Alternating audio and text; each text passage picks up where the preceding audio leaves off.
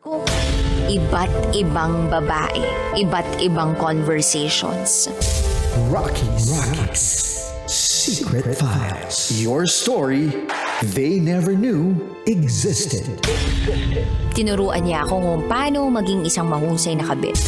Yung puso ko parang sinasaksak sa sobrang sakit. Rocky's Secret Files.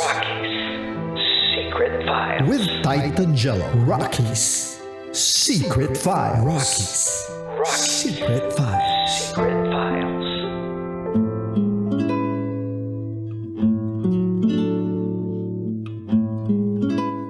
Good evening Luzon, Visayas, Mindanao, Metro at Mega Manila. Kasama nyo pa rin po ang titindig sa mga pinaglalaban ninyo, DJ Titan Jello. At muli tayo nagbabalik para pag-usapan natin ang kwento ni Joe. Joe na nagkasakit ng HIV dahil may nakakilala siyang Canadian na si Douglas. Alamin natin mga kabisyo kung ano po ba mga thoughts, comments, violent reaction ng ating mga kabisyong hiningan natin na kanilang saloobin sa istoryang binasa ng ating Basa Princess na si DJ Raketera. Unahin na natin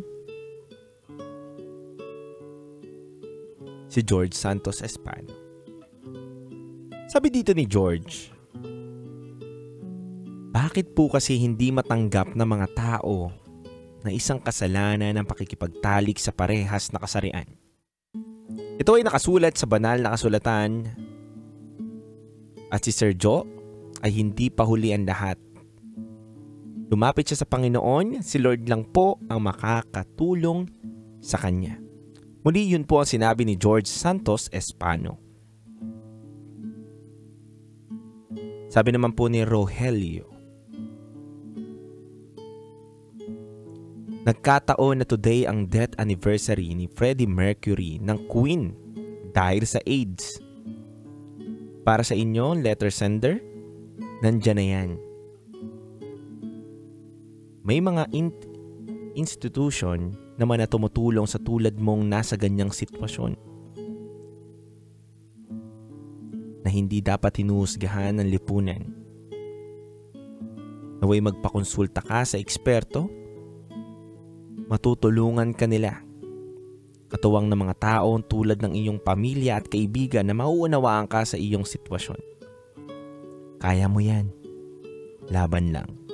Sabi po ni Rogelio Pagdangainin. Maraming salamat po, Sir Rogelio.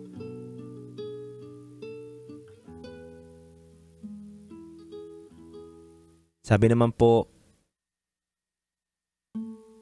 ni Darwin, well, Joe, I don't know what you have been through right now. Pero one thing is for sure, na manalig ka lang sa Panginoon at malalagpasan mo kung anumang pagsubok na pinagdaraanan mo ngayon. Yan po ang sabi ni Darwin Rosel. Sabi naman ni Jobert, kakalungkot lang kasi sa panahon ngayon, ang dami nang nagkakasakit ng HIV. Mahirap talaga yung tiwala at pagmamahal lang ang pinapairal natin. Dapat gawin lalo na sa pag-foreigner, magpa-check up muna bago ang lahat para parehong safe. Makes sense to, sabi ni JV. Shoutout sa Team Bulacan Overdrive, lalo na kay Yorme Rojon Gabatino at Brother Roger Tigbas. Maraming salamat.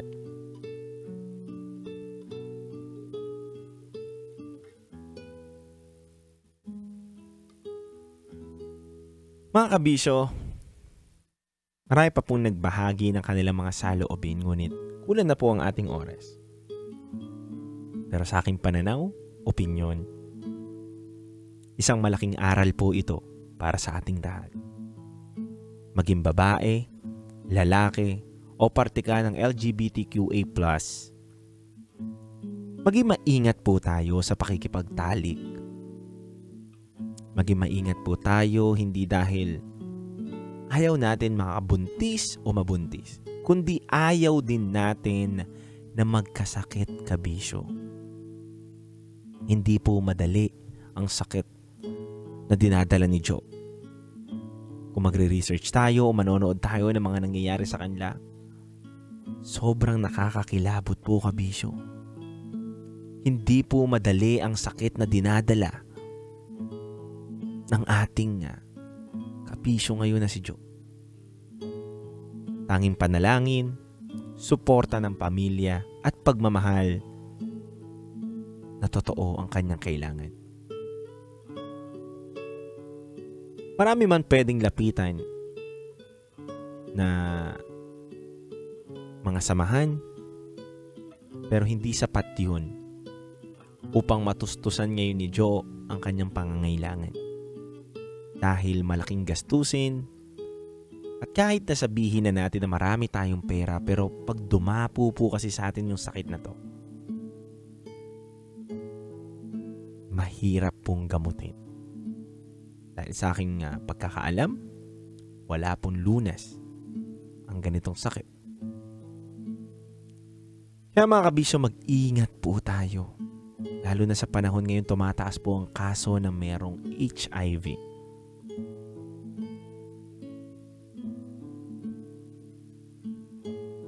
Sagrado po ang sarili nating kabisyo. Kaya ingatan po natin yung mismong sarili natin.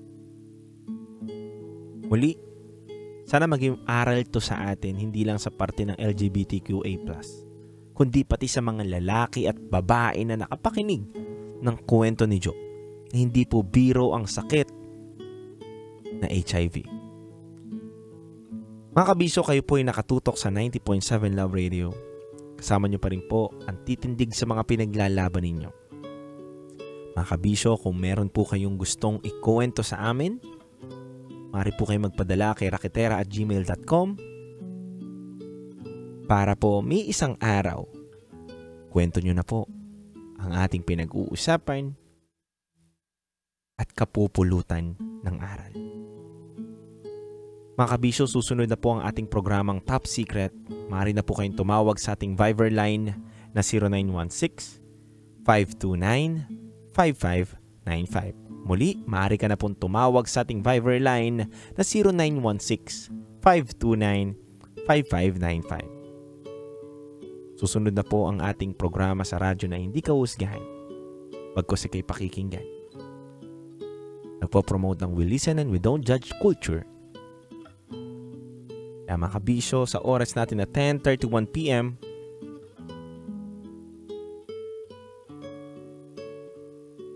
handog ko pong awitin sa inyo by Sakta Budlo, Naguguluhan.